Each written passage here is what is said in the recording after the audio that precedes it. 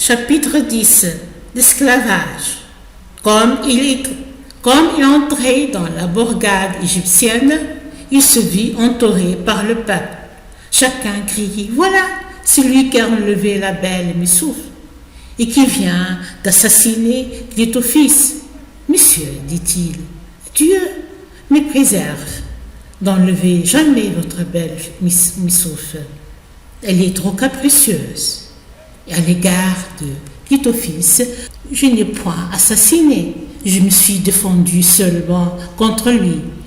Il voulait me tuer parce que je lui avais demandé très humblement grâce pour la belle Missouf, qu'il battait impitoyablement. Je suis un étranger qui vient chercher un asile dans l'Égypte.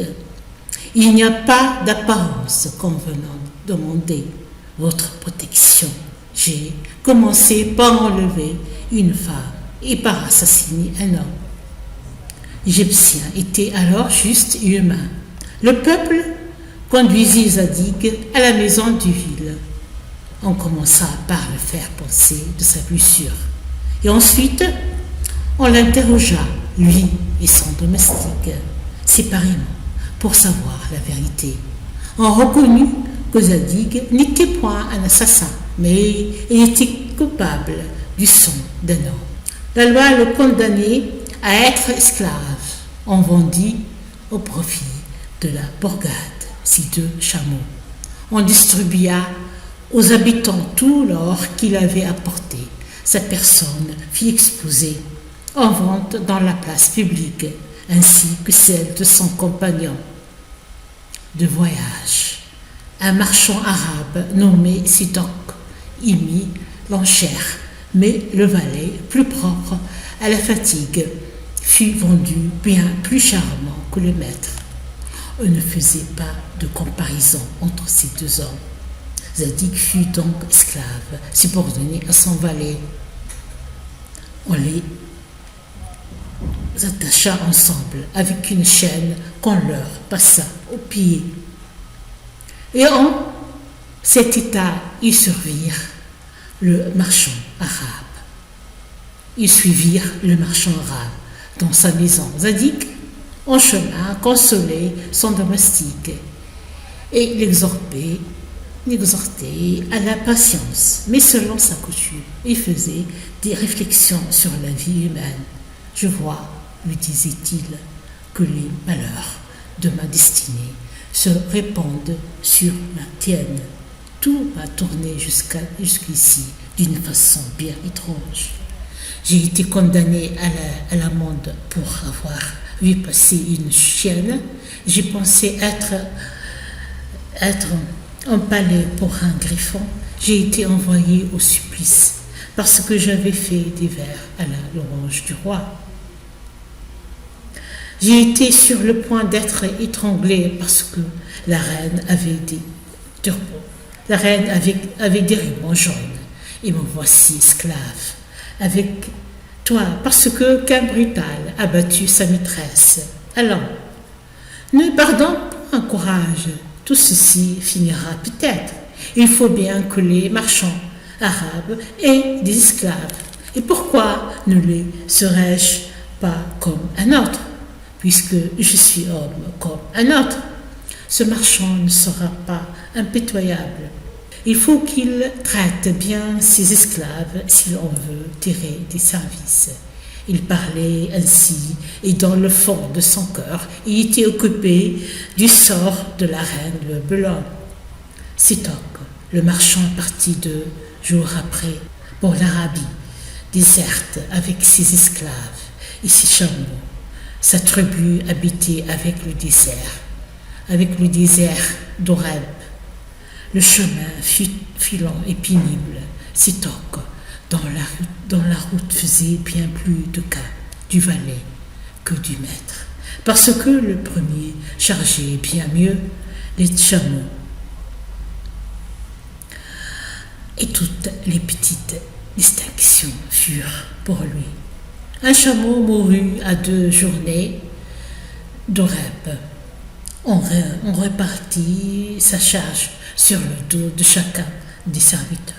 Zadig ont eu sa part. Sétoc se mit à rire en voyant tous ses esclaves marcher courbés.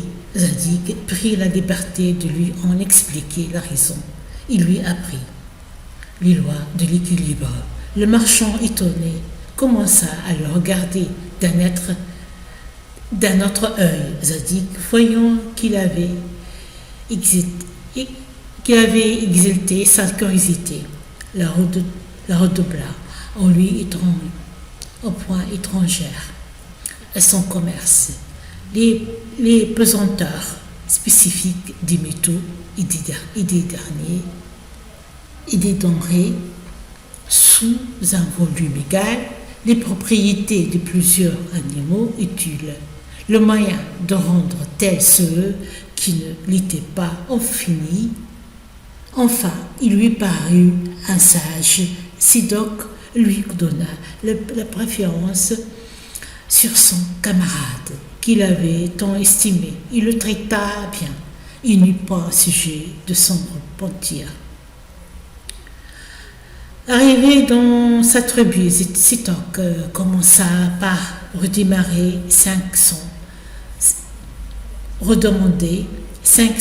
onces d'argent à un Hébreu auquel il les avait prêtés en présence de 2 témoins.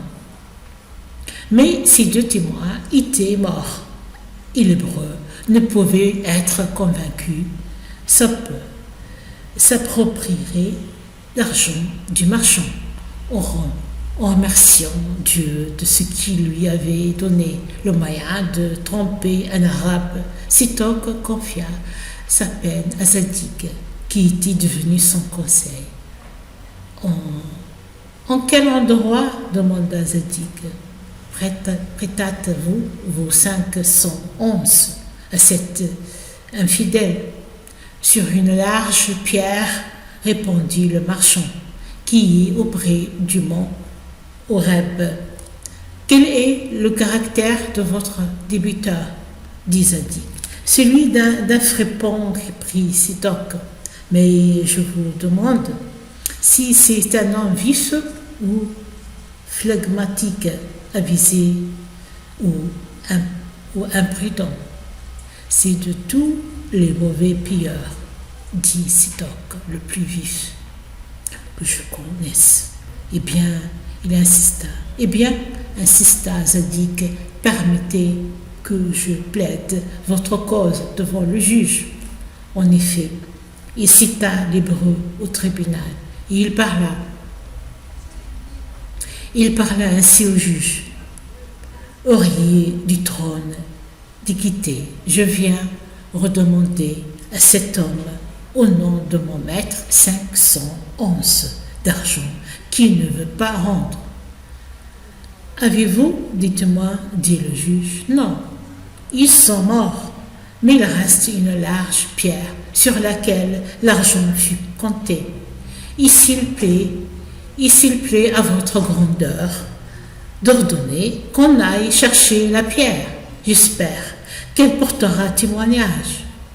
Nous resterons ici, l'Hébreu et moi, en attendant que la pierre vienne. Je l'enverrai chercher aux dépens de Sétoc, mon maître. Très volontiers, répondit le juge, et il se mit à expédier d'autres affaires. À la fin de l'audience, eh bien, dit Zadig, votre pierre n'est pas encore venue. L'Hébreu, en riant, répondit, votre grandeur resterait ici jusqu'à demain, que la pierre ne serait pas encore arrivée. Elle est à plus de 6 milles d'ici. Il faudrait 15 hommes pour la ramener. Eh bien, s'écria Zadig, je vous avais bien dit que la pierre porterait témoignage, puisque cet homme sait où elle est. Il avoue donc que c'est sur elle que l'argent fut compté. L'Hébreu déconcerté fut bientôt contraint de tout avouer. Le juge ordonna qu'il serait lié à la pierre sans boire ni manger jusqu'à ce qui lui rendut les 511, qui furent bientôt pillés. L'esclave Zadig et la pierre furent en grande recommandation dans l'Arabie.